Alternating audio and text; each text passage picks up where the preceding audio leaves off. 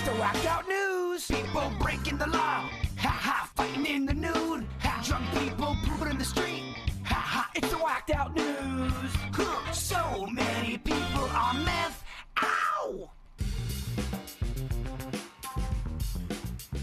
Still odd that we are a month past that shooting of the judge in Kentucky by his sheriff, that we don't really even have a motive yet. And it's only speculation as to what is going on here. And I've seen the sheriff in court, but I guess he's not talking because they still really don't know. Their best guess is maybe this one other shady sheriff deputy named Ben Fields might have something to do with it. Apparently, he was being investigated for sexual abuse allegations, and the sheriff who shot the judge is kind of being accused of not stepping in and doing more to stop it. And in fact, at the time of the shooting, the sheriff who did the shooting and his deputy were facing a lawsuit from two women who claimed that the deputy sheriff coerced them into sex while working as a court security officer and for an ankle monitoring service. So they were abusing their power with these two ladies. And they say during the deposition that the sheriff who shot the judge was sitting there for 5 hours during the deposition looking depressed and subdued.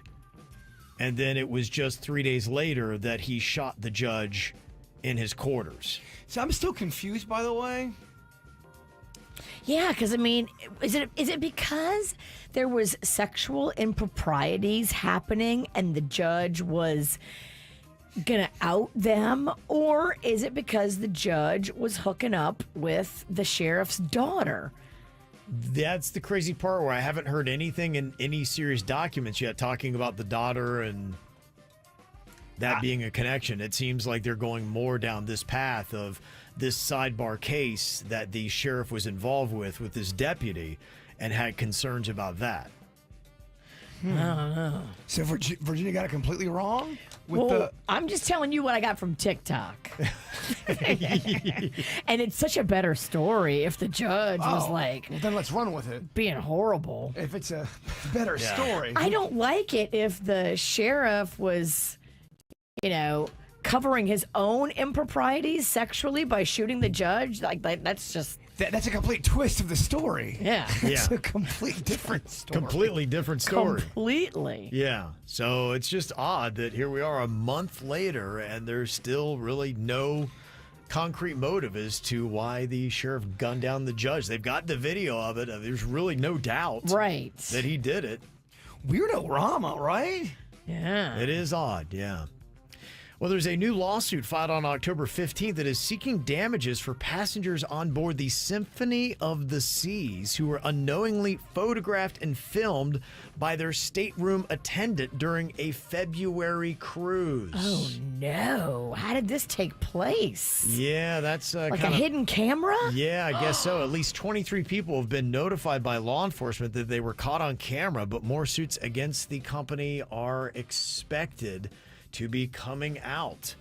Crazy stuff. 1,000 people may have been secretly filmed by hidden cameras on a Royal Caribbean cruise. A new lawsuit is seeking damages for passengers on the Symphony of the Seas who were unknowingly photographed and filmed by their room attendant while undressed and engaged in private activities. It comes just months after former employee Arvin Joseph Mirasol was sentenced to 30 years in prison after pleading guilty to producing child pornography. Mirasol allegedly claimed he wanted to control it but can't. The passenger who filed the lawsuit said she suffered severe emotional distress after discovering she was photographed. A spokesperson for Royal Caribbean told USA Today, "The safety and privacy of our guests is our highest priority, and we have zero tolerance for this behavior." Okay. If you found out that you were secretly recorded doing just something, private, how?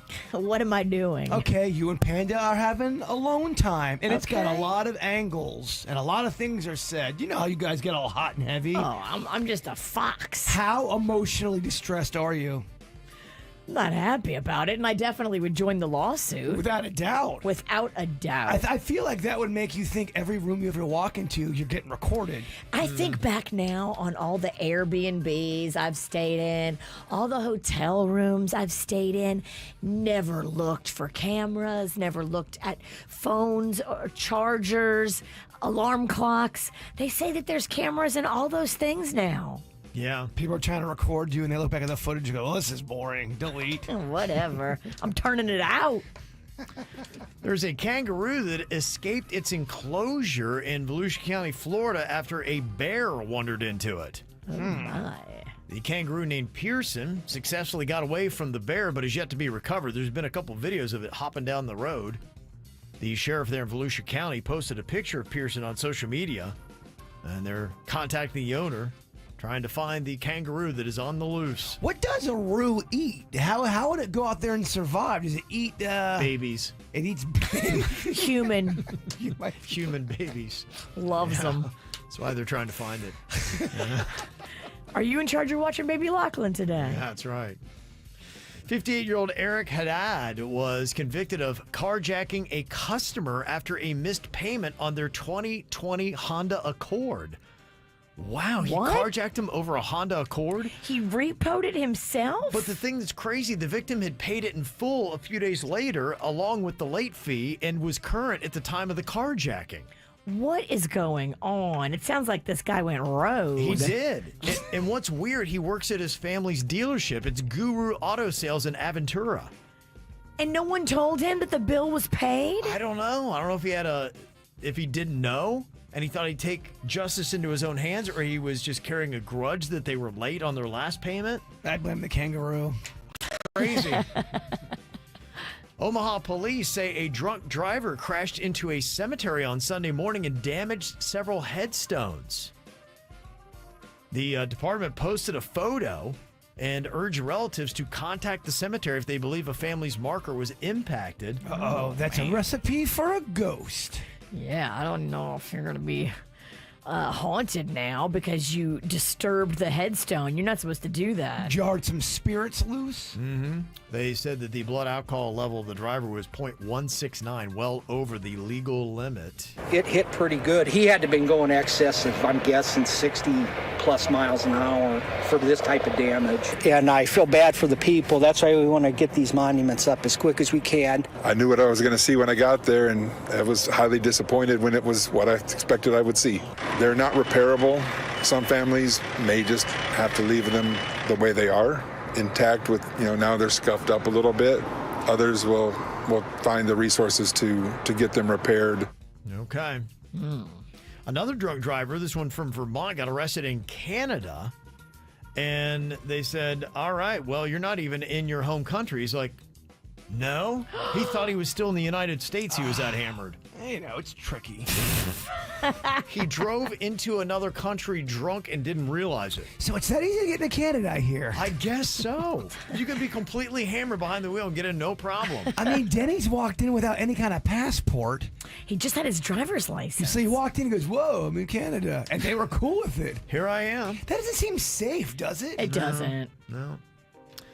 According to reports, German police raided a pizzeria in Dusseldorf after learning that its popular special item number 40 pizza was actually served with a side of cocaine. They're flying off the shelves, Cav. The police got suspicious when they noticed abnormally long lines just waiting for this pizza. Boy, this number 40 is really selling like hotcakes. They started asking, what are you ordering, 40? I'm getting the 40, I'm getting the 40. Can I get a couple of pies? Wow. Yeah, I'll take 8 40s. Yeah, when police confronted the 36-year-old manager, he threw a bag of drugs from his window, which fell right into their hands. The stash that they found was 3.5 pounds of cocaine. Whoa. Also had some weed and $290,000 in cash. And some of the highest Yelp reviews they've ever seen. Then, after being released, the manager reopened the pizzeria and resumed selling the cocaine-laced pizza. He did? Yes. How brazen is he? Well, look, that 40. It's so good, Kev. Did he think that they weren't watching? I mean, they're gonna watch. How did he get out that fast? And then what did you think? You went right back to it? 3 pounds of cocaine? They let him right out? Look, he might be Yeah. dipping into his own supply. Maybe his judgment's not the best. That is some crazy But boy, stuff. does he make a pizza fast. Oh, that number 40. That number 40, baby. This is how we do. It's the KBJ Show.